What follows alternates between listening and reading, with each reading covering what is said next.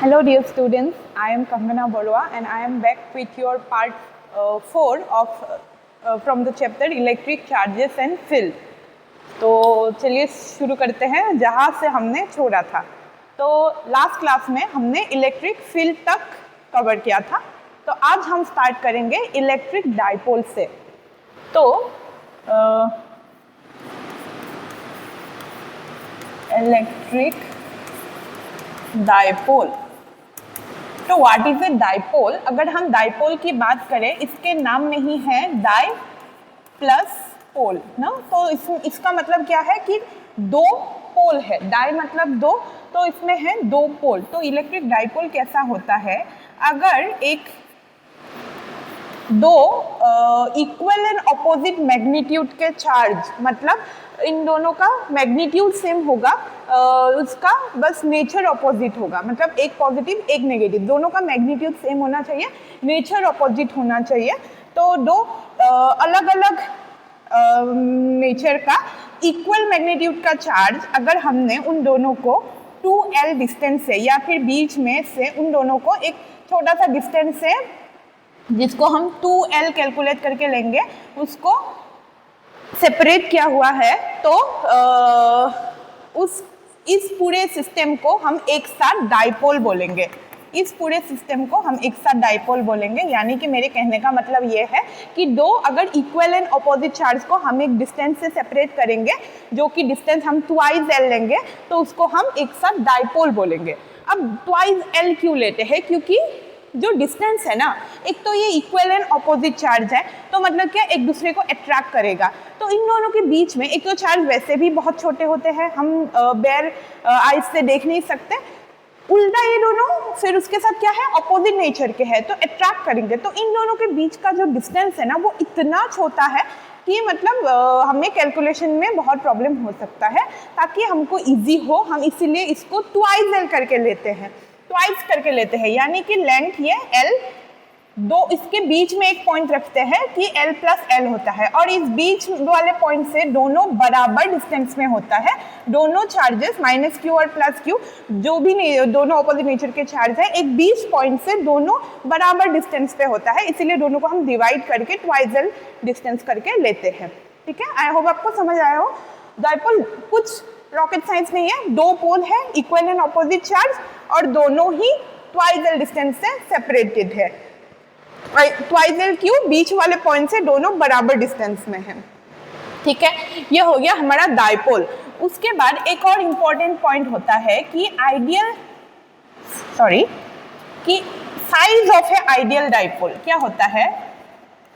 Size of an ideal dipole is always, क्या होना चाहिए? आप लोग वीडियो को पॉज करके बोलिए कि size of an ideal dipole क्या होना चाहिए। तो क्या होता है? Size of an ideal dipole is always 0। क्यों 0 होगा? क्योंकि नेगेटिव पॉजिटिव दोनों जाके तो मिल जाएंगे, तो इन दोनों के बीच का साइज क्या होता है? 0, जो कि अगर आइडियल डाइपोल एग्जिस्ट करता तो उन दोनों का साइज 0 होता। ठीक है, तो ये हो गया हमारा आइडियल डाइपोल और डाइपोल, जो भी हमने डाइपोल के बारे में पढ़ा है। अभी हम नेक्स्ट जो है वो है आपका डाइपोल मोमेंट। तो डाइपोल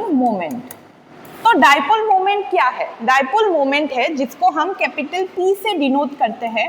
डाइपोल मोमेंट क्या है? ये जो चार्जेस है ना, प्लस Q और माइनस Q, इन दोनों को हमने क्या किया? 2L डिस्टेंस से सेपरेट करके रखा है। तो डाइपोल मोमेंट ये होता है दोनों ही चार्जेस का, किसी भी एक चार्ज का मैग्नीट्यूड, क्योंकि मैग्नीट्यूड तो सेम है, तो किसी भी एक चार्ज का मैग्नीट्यूड इनटू इन दोनों के बीच के डिस्टेंस का मल्टीप्लिकेशन। तो मतलब डाइपोल मोमेंट क्या हुआ? 2QL। तो ये होता है हमारा डाइपोल मोमेंट। तो डाइपोल मोमेंट क्या है? किसी भी एक चार्ज का मैग्नीट्यूड और दोनों के जो डिस्टेंस है उन दोनों को, उसका मल्टीप्लिकेशन। अब डाइपोल मोमेंट क्या है? एक वेक्टर क्वांटिटी है। तो क्या हम इसको ऐसे लिख सकते हैं? जी हाँ, हम इसको बिल्कुल ऐसे लिख सकते हैं। ध्यान से हमेशा याद रखिएगा कि डाइपोल मोमेंट एक वेक्टर क्वांटिटी है। ठीक है, तो यहाँ पे हमारा ऑलमोस्ट डाइपोल कवर हो गया है। अगर आप लोगों को ये लिखना है या स्क्रीनशॉट लेना है प्लीज ले लीजिए, मैं थोड़ा सा हट जाती हूँ।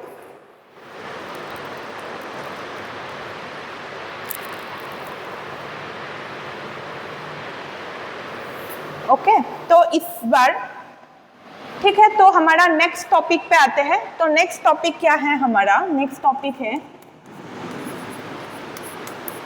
Electric field on axial point. तो नेक्स्ट है एक डाइपोल के एक्सियल पॉइंट पे इलेक्ट्रिक फील्ड क्या होगा। अब उसके साथ एक हमारा क्वेश्चन आता है कि ये जो एक्सियल पॉइंट बोला है ये क्या है, आखिर में ये है क्या चीज। तो एक्सियल पॉइंट कुछ नहीं है, एक्सियल पॉइंट क्या है? जिस भी एक्सिस में डाइपोल, दोनों के दोनों डाइपोल है ना, तो दोनों डाइपोल कैसे है, ऐसे जुड़े हुए हैं, इस एक्सिस में है। तो उसी एक्सिस में अगर हमने दूसरा कोई पॉइंट लिया है, सपोज पॉइंट P लिया है, तो उसी सेम एक्सिस में कोई दूसरा पॉइंट P पे इसका इलेक्ट्रिक फील्ड क्या होगा। तो हमको ये पॉइंट P पे इलेक्ट्रिक फील्ड निकालना है। तो एक्सियल पॉइंट मतलब the line joining along the dipoles, ये वाला the line joining along the dipole, this line में इस लाइन में कोई भी पॉइंट रखेंगे, उस पॉइंट का इलेक्ट्रिक फील्ड निकालना है। तो इसको क्या करेंगे, इसमें जो इलेक्ट्रिक फील्ड निकालना होगा, तो हम क्या करेंगे, पहले हम देखते हैं कि ये जो प्लस क्यू है ना, प्लस क्यू के वजह से जो इलेक्ट्रिक फील्ड है, उस इलेक्ट्रिक फील्ड का डायरेक्शन क्या होगा। हमेशा हमें ये पता है कि पहले हमने जो भी वीडियोस लिया है वो हमको ये पता चला है उससे कि प्लस क्यू का इलेक्ट्रिक फील्ड का डायरेक्शन होता है away from the charge, away from the charge. तो प्लस क्यू का इलेक्ट्रिक फील्ड का डायरेक्शन इस तरफ होगा और माइनस क्यू का डायरेक्शन हमेशा उसके टूवर्ड्स होता है, तो माइनस क्यू का डायरेक्शन इस डायरेक्शन में होगा, है ना। माइनस क्यू के इलेक्ट्रिक फील्ड का डायरेक्शन इस तरफ होगा, टूवर्ड्स द चार्ज होगा, राइट।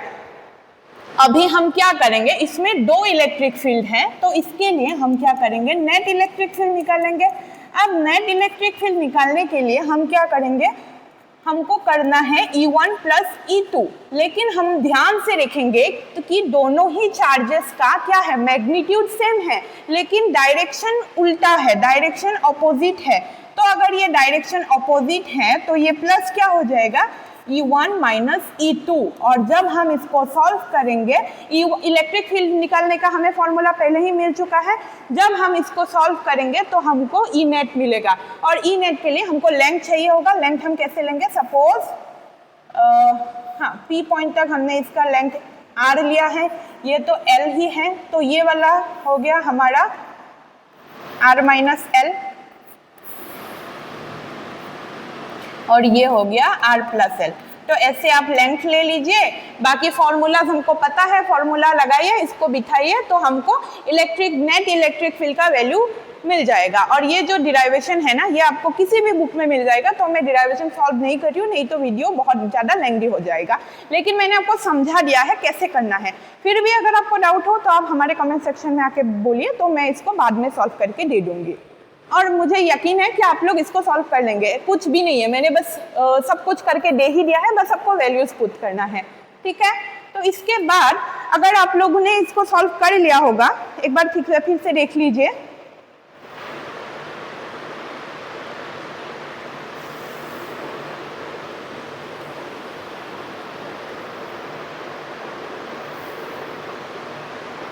तो अगर इसको हम सॉल्व कर ले, हमारा जो टॉपिक है ना वो है electric field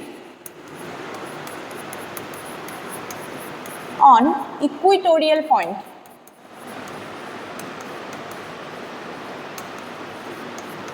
electric field on equatorial point.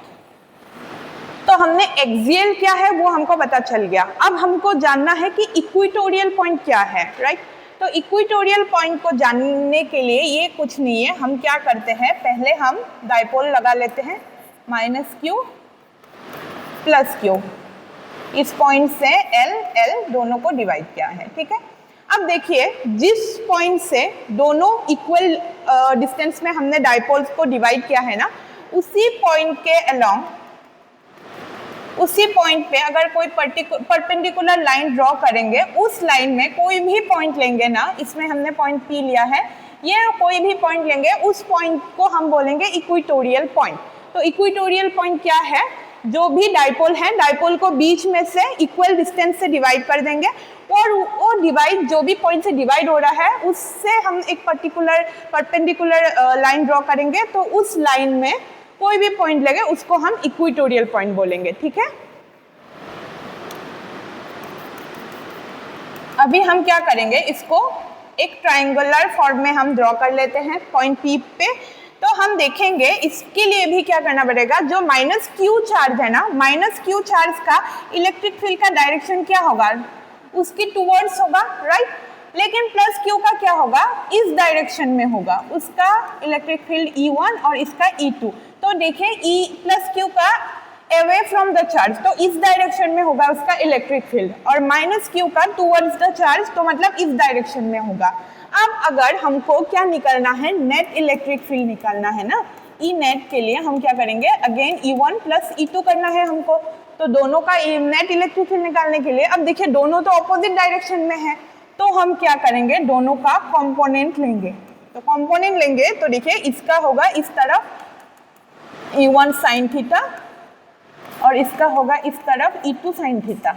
तो E1 और E2 क्या हो जाएगा, E1 E2 कैंसिल हो जाएगा, और लेकिन इस डायरेक्शन में क्या होगा, E1 cos theta, E1 cos theta, और इस डायरेक्शन में होगा E2 cos थीटा। तो देखिए दोनों का cos थीटा का डायरेक्शन इसी डायरेक्शन में है, सेम डायरेक्शन में है, तो इसका sin थीटा वाला कंपोनेंट दोनों कैंसिल हो जाएगा, लेकिन cos थीटा वाला कंपोनेंट ऐड हो जाएगा। तो फाइनली हमको अल्टीमेटली जो हमको नेट इलेक्ट्रिक फील्ड चाहिए ना, वो हमको इस cos थीटा वाले कंपोनेंट से हमको मिल जाएगा। तो जब भी आप इलेक्ट्रिक फील्ड का वैल्यू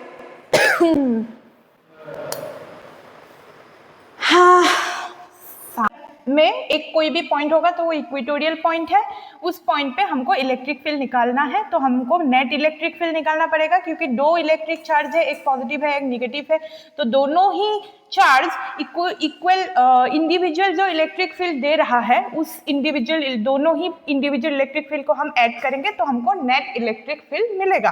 तो नेट इलेक्ट्रिक फील्ड के लिए हमने अभी तक देखा कि इधर साइन थीटा था, इधर कॉस थीटा था, तो ये हो गया हमारा E1 साइन थीटा था और ये था हमारा E2 साइन थीटा।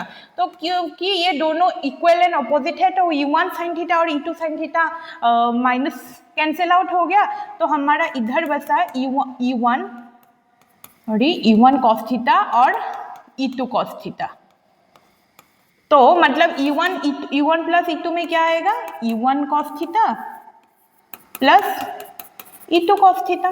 तो इसमें हमको वैल्यूज पुट करके हमको बिठाना है, और इसमें क्या होगा, E1 और E2 बराबर है, क्योंकि Q1 और Q2 का इलेक्ट्रिक फील्ड दोनों का इक्वल होगा, क्योंकि दोनों इक्वल मैग्नीट्यूड के हैं, तो दोनों का इलेक्ट्रिक फील्ड भी इक्वल ही होगा, इसलिए E1 और E2 दोनों बराबर होगा। तो ये वैल्यू या तो 2E1 cos थीटा होगा या तो 2E2 cos थीटा होगा। फिर हम उसको इलेक्ट्रिक फील्ड के E की जगह इलेक्ट्रिक फील्ड का फॉर्मूला लगाएंगे, बिठाएंगे, तो हमको जो भी वैल्यू मिलेगा उस नेट इलेक्ट्रिक फील्ड होगा इस पॉइंट P पे, इक्वेटोरियल पॉइंट पे, वो वाला इलेक्ट्रिक फील्ड जो हमको इस पर्टिकुलर क्वेश्चन, अगर ऐसे फॉर्म में क्वेश्चन फॉर्म में आए तो इस पर्टिकुलर क्वेश्चन में हमको वो निकालना है।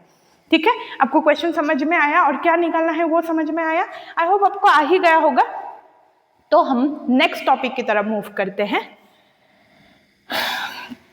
तो हमारा ये जो हमने देखा ना एक्सियल और इक्वेटोरियल पॉइंट पे, तो इससे रिलेटेड एक क्वेश्चन ऐसा आ सकता है एग्जाम में कि ऐसा कौन सा पॉइंट है एक इलेक्ट्रिक डाइपोल में जहां पे उसका इलेक्ट्रिक फील्ड पैरेलल होगा। तो क्वेश्चन ऐसा आएगा, right the points on which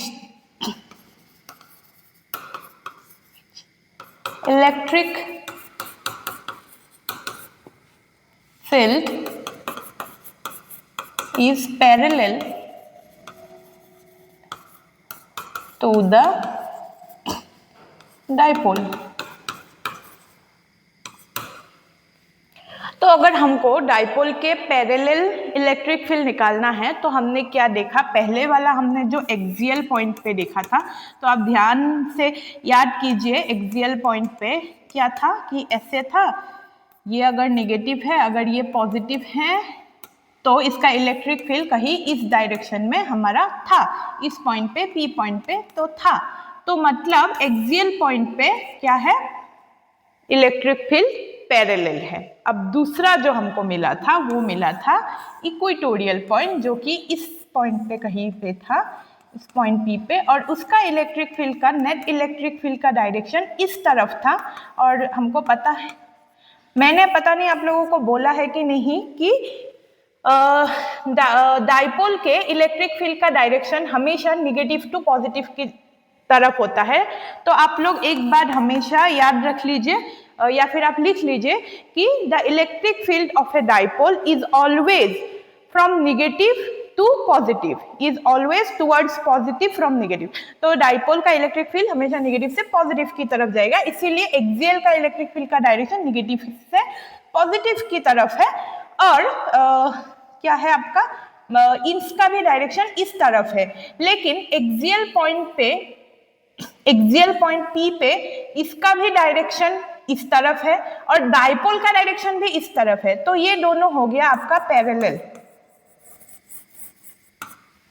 समझ आ रहा है आपको कि डाइपोल का इलेक्ट्रिक फील्ड का डायरेक्शन भी इस तरफ है और पॉइंट P का एक्सियल लाइन पे जो पॉइंट है उसका इलेक्ट्रिक फील्ड का डायरेक्शन भी इस तरफ है, अभी हमने निकाला उसको। ठीक वैसे ही इक्वेटोरियल पॉइंट पे जो इलेक्ट्रिक फील्ड है उसका डायरेक्शन इस डायरेक्शन में है और इस डाइपोल का डायरेक्शन इस डायरेक्शन में है। तो ध्यान देंगे तो हमको ये क्या पता चल रहा है कि दोनों उल्टे डायरेक्शन में है, पैरेलल है लेकिन दोनों का डायरेक्शन उल्टे डायरेक्शन में है। जैसे कि ये दोनों पैरेलल था, इन दोनों का पैरेलल ही था लेकिन डायरेक्शन भी सेम जगह था। ये दोनों पैरेलल है लेकिन डायरेक्शन उल्टा है। तो इस पॉइंट को हम क्या बोलेंगे, इक्वेटोरियल के लिए, तो इस पॉइंट को जो ये जो उल्टा पैरेलल है उसको हम क्या बोलते हैं, उसको हम बोलते हैं एंटी पैरेलल। तो आपको एक नया वर्ड शायद सुनने में आया है कि एंटी पैरेलल। एंटी पैरेलल मतलब पैरेलल लेकिन डायरेक्शन ऑपोजिट है, ठीक है।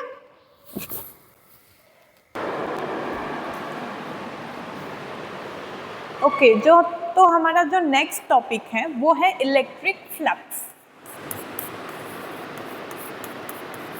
इलेक्ट्रिक फ्लक्स, तो इलेक्ट्रिक फ्लक्स क्या है, ये कुछ ऐसा मतलब बहुत ही क्या बोलूँ, मतलब रॉकेट साइंस वाला टॉपिक नहीं है। इलेक्ट्रिक फ्लक्स क्या है, कोई भी अगर सरफेस पे, उस सरफेस पे कितना इलेक्ट्रिक फील्ड लाइंस आ रहा है, उस पे कितना इलेक्ट्रिक फील्ड लाइंस उस इलेक्ट्रिक फील्ड लाइंस उस सरफेस पे आके गिरा है या उस सरफेस के थ्रू गया है, वो number of electric field lines को हम इलेक्ट्रिक फ्लक्स बोलेंगे, ठीक है। अगर मैं आप लोगों को एग्जांपल दूं तो ये एक सरफेस है, ये एक सरफेस हमने लिया है कुछ भी, तो इसमें इस पेन को अगर मैं इलेक्ट्रिक फील्ड लाइन बोलूँ, ये आके ऐसे गिरेगा, तो ये कैसे आके गिरा, तो ये ऐसे हर जगह से अगर ऐसे इलेक्ट्रिक फील्ड लाइन्स आके गिरेगा तो इसको हम as a whole electric flux बोलेंगे।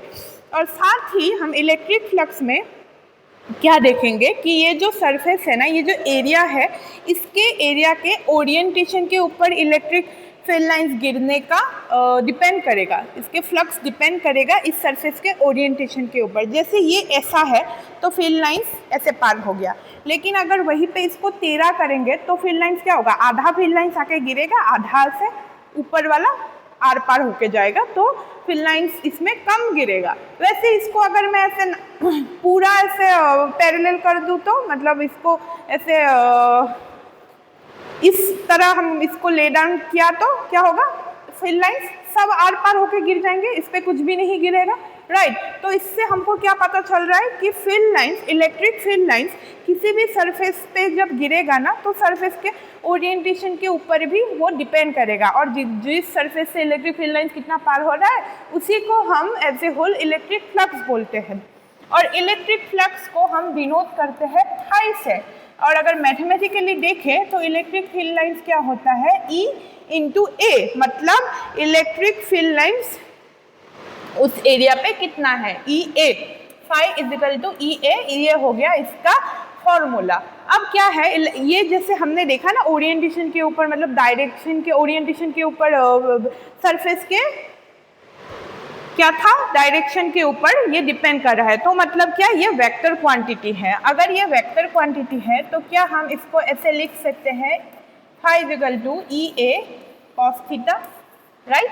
तो इसको हम ऐसे भी लिख सकते हैं, ठीक है। तो फ्लक्स क्लियर है। उसके बाद हम इसका एक और इम्पॉर्टेंट फ्लक्स से रिलेटेड टॉपिक पढ़ेंगे जो कि है ओके, तो नेक्स्ट टॉपिक है हमारा गॉस लॉ।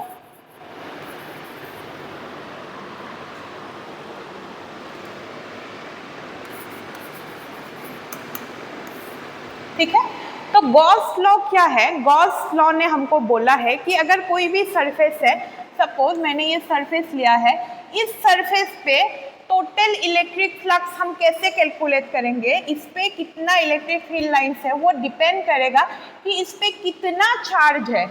इस पे जितना नंबर ऑफ चार्ज है वो क्या होगा, 1/ε0 टाइम्स के साथ। अगर इस पे सपोज Q चार्ज है तो उस Q को 1/ε0 टाइम्स के साथ मल्टीप्लाई करेंगे, 1/ε0 के साथ मल्टीप्लाई करेंगे तो Q/ε0 जो मिलेगा वो होगा इस सरफेस का फ्लक्स। तो ये लॉ हमको गॉस ने बोला था कि किसी भी सरफेस पे कितना चार्ज है, वो उस चार्ज को अगर 1/ε0 टाइम्स से हम मल्टीप्लाई करेंगे तो वो जो टोटल अमाउंट मिलेगा वही होगा उस सरफेस का इलेक्ट्रिक फ्लक्स। और वो सरफेस, गॉस लॉ हमको इसके एक और इम्पॉर्टेंट पॉइंट है, हमें ध्यान देना है कि वो सरफेस हमेशा क्लोज सरफेस होना चाहिए। हमें ये हमेशा ध्यान रखना है कि गॉस लॉ सिर्फ और सिर्फ क्लोज सरफेस पे ही एप्लीकेबल होता है, ठीक है। तो गॉस ने हमको ये बोला था, तो इससे हमको क्या मिला कि phi is equal to Q/ε0, right. तो इसको समझने के लिए मैं आपको अगर एग्जाम्पल दूँ तो मान लेते हैं यहाँ पे -Q और यहाँ पे +3Q चार्ज है। तो इस सरफेस पे हमको फ्लक्स निकालना है। तो इस सरफेस पे हम फ्लक्स कैसे निकालेंगे, पहले तो इस पे हम टोटल चार्ज लिखेंगे इसके लिए। तो टोटल चार्ज क्या होगा, टोटल चार्ज कितना है, +Q +3Q +3Q -Q। तो इसको हमको टोटल चार्ज मिला Q। तो इसके लिए हमको गॉस लॉ अप्लाई करेंगे। जब हमको दिख रहा है कि ये क्लोज सरफेस है या फिर क्वेश्चन में दिया हुआ होगा तो ये होगा phi is equal to twice Q/ε0। समझ में आया आप लोगों को? अगर नहीं आया तो मैं फिर से एक और एग्जांपल दूंगी। एक सरफेस है, इसमें प्लस का 2Q माइनस का 5Q और +7Q है।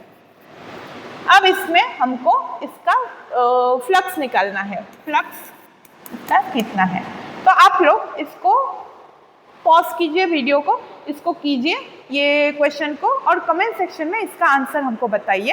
और अगर इसमें कुछ भी और डाउट है तो आप लोग हमको कमेंट में पूछ सकते हैं। और ये आप लोग खुद से ट्राई कीजिए, सिंपल है, वही है, टोटल फ्लक्स निकालेंगे प्लस माइनस करके और उसको 1/ε0 के साथ मल्टीप्लाई कर देंगे, ठीक है। तो हम आगे बढ़ते हैं नेक्स्ट टॉपिक की तरफ।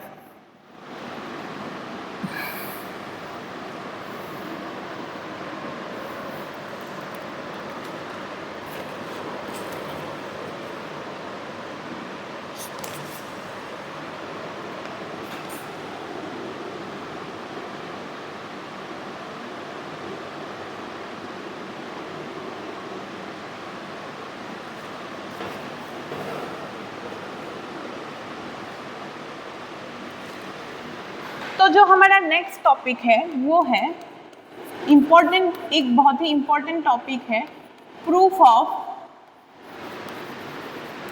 Gauss law,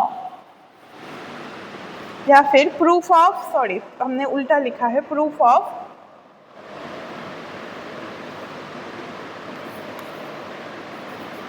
Coulomb's law.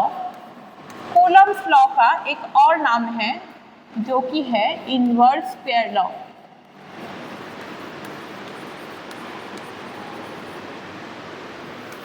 Proof of Coulomb's law या inverse square law from Gauss law. तो हमको गॉस लॉ से कूलम्ब लॉ या इनवर्स स्क्वायर लॉ को प्रूफ करना है, ठीक है।